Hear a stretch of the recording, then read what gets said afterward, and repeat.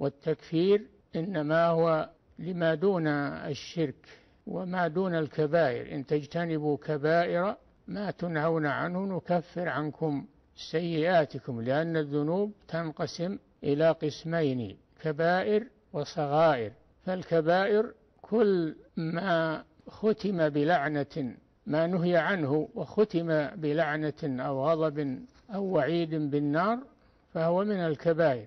وأما ما نهي عنه بدون أن يختم بشيء من هذه الأمور فإنه يعتبر محرما، لكنه لا يصل إلى حد الكبيرة، بل هو من الصغائر. فالذنوب تنقسم إلى قسمين: كبائر وصغائر. والكبائر تكفر بالتوبة إلى الله عز وجل منها، تكفر أيضا بصيام شهر رمضان. من صام رمضان إيمانا واحتسابا غفر له ما تقدم، يعني ما تقدم قبل رمضان، ما تقدم من ذنبه. فهذا فيه فضل هذا الشهر وفضل صيامه.